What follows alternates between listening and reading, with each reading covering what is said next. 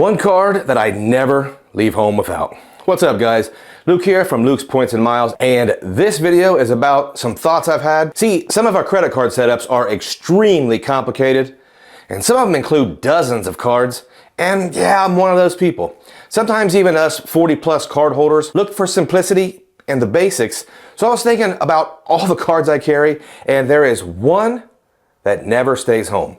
There isn't a single example of where I'm not keeping this card in my wallet, and the ironic thing is, it's not even from my primary issuer. I'm going to tell you which card it is and why I keep it 100% in the wallet and always available, and then I'm going to give you an honorable mention. I'm hoping this conversation triggers some thoughts, so before I even start, I want you to pause this video and comment below which card is the one card you never ever leave home without. This isn't your favorite or your most used. It's the one that stays in the wallet no matter what. And if you don't have one, tell us why. If you are new here, I'm Luke, and I talk about credit cards, points, miles, cashback, and travel. If that interests you, consider subscribing to the channel. And if you get any value or inspiration from this video, slap that like button for the algorithm. That really does help us get this video out to more people. Okay, so let's get some background here. My primary issuer and setup is American Express, and basically the Amex trifecta. I'm currently using the Gold Card and the Business Gold Card along with the Blue Business Plus for the majority of my spend. So it's important to be clear, I'm focused on earning American Express membership reward points at this moment. But the card I carry 100% of the time and I never leave home without is not an American Express card. Why? Well, guys, let's keep it real. Even domestically, there are merchants that will not take Amex. Everyone seems to always say, I don't believe you. Which merchants are these? Well, for one, try to give Amex to a mom and pop Chinese restaurant, especially in the Midwest or a smaller town. From my experience, vets don't take it, and there are random merchants like the Eye Doctor, Costco, and quite a few privately owned convenience stores here in the Midwest. But I don't want to hear about how, where you live, every single merchant takes Amex all the time. I think the last time I visited Europe, we were less than 50% acceptance. And I understand that it's probably lower than most of you have experienced, but if it's less than 100%, I need a card that's going to be accepted in my wallet. So this card is just not an Amex. The card that stays in my wallet cannot have foreign transaction fees. This might sound like a no-brainer, but have you checked all your commonly used cards? Some of them, like the Chase Freedom Unlimited, they have fees, 3% on everything you pay for if you're traveling. Overseas, of course. No thank you. Anything with a foreign transaction fee is a no for me. I'll keep it in the domestic wallet setup, but it can't earn a permanent place. The card that stays in my wallet has no fees for purchases outside of the US. The card has adequate purchase and travel protections. I'm not saying I use this card for all that, but the card that stays in my wallet has to be a card that I can use in a pinch and not have to worry about the little things in life like return protection and even bigger deals like primary rental car insurance.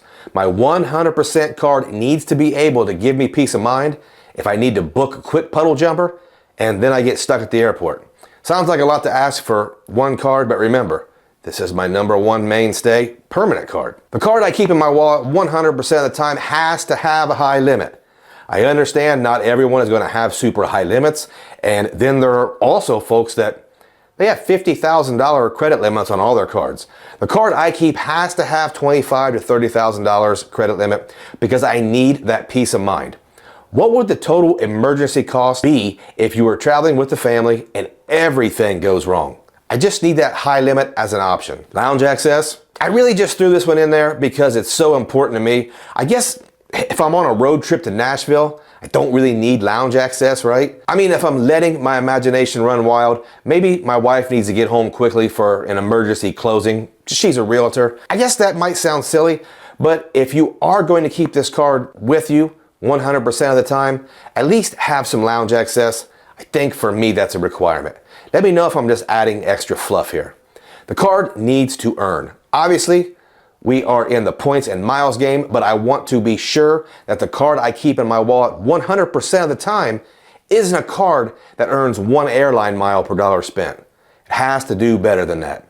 And with everything we've talked about, the most prevalent category we're likely talking about here is that everything else category. I know there are some great cards that earn 3 times on dining, but that won't do me any good when I need to take the boy to an urgent care for an injury we got on a trail or the pool. For this exercise, I'm going to pick a card that earns consistently more than 1 transferable point per dollar. Makes it easy to use, and it makes it so I don't have to worry about what I'm earning. Last but not least, I need a really good app and interface. I need something that is easy to pay, move money, or whatever I need to do. Yes, guys, the app does matter. I have a lot of really cool cards that are great for one reason or the other, but the app sucks, especially at fintechs and small banks. I even have some of these big banks that don't have great apps. So what card do I carry that fits all this? Well, I'm pretty sure most of you have probably guessed it by now. The Capital One Venture X actually never leaves my wallet.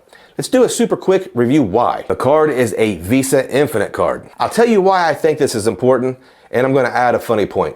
First, worldwide acceptance. I know someone will find a situation in their experience where Visa wasn't accepted, but I will stand on Visa being the most common payment network that I use.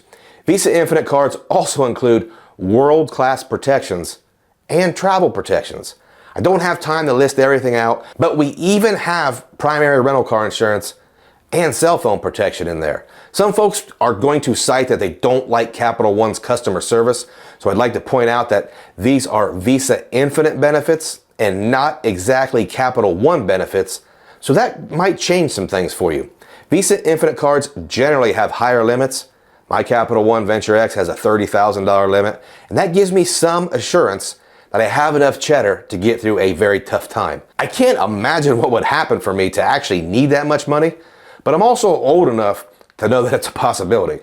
Do I ever want to be in the whole $30,000 of Capital One? Gosh, no. But if things are that bad, then I'm not the only one in trouble. Capital One's $30K into it as well. Unsecured even. I digress. The Venture X will provide me with the minimum amount of lounge access that I need. I'm going to have at least priority pass access, but I do want to mention that the Capital One lounges are my favorite lounges in the US, and I get 4 authorized users for free. So even Carlos has his own Venture X. That means if we are traveling with 8 to 10 family members, which is going to happen, we're going to be able to get comfortable and at least have a shot at some lounge access. I'll even try to get the stepkids in. I'm just kidding about that, but it does remind me of a family I knew growing up. And I don't want to offend anyone here, but this might be too funny to keep to myself, and some of you might have a sick sense of humor. I once knew a home in which the one stepson was not allowed to sit on the furniture. I'm just saying, when you put that in perspective, I'm probably a pretty good stepdad. Sorry for that, let's get back on track. If any of you have anything to say about the Capital One app, I would love to hear it. I've always enjoyed using their app, and it might be a small thing for you, but to me it does matter. Okay, so last thing. The Capital One might not be the only card out there that meets most of these things. But here's the kicker. It's also an amazing catch-all card. The Venture X earns 2 times Venture Miles on every purchase. So you don't really have to worry about what the watermelon drink at the street vendor codes as, or the weird Japanese vending machine you used late last night. It's all going to be 2X. Even the serious stuff, like if you stop at a pharmacy for some Pepto. So guys, what do you keep in your wallet 100% of the time? And before I go, I have an honorable mention. The Navy Federal Credit Union meets a lot of these requirements, but it's a Visa signature, so it doesn't have quite the same protections, but it does earn 3% cash back on travel, 2% cash back on everything else. No foreign transaction fees and no cash advance fees. Yes, you heard me right. Getting some emergency cash on hand in a really bad situation might be crucial. So maybe that card with its $25,000 limit, that might get a spot too. Guys, this is the part of the video I tell you with absolutely no shame in my game that I will leave my personal Capital One Venture X card link in the description below. Using my links definitely supports the channel and allows me to deliver you mostly sponsor-free content. And I promise I'll never ask you to buy a crappy wallet. I'm just kidding. Maybe I will. No, I won't. Reminder, comment below what is the card that stays in your wallet 100% of the time. And guys, if you have stayed all the way to the end, I appreciate you, and I thank every single one of you.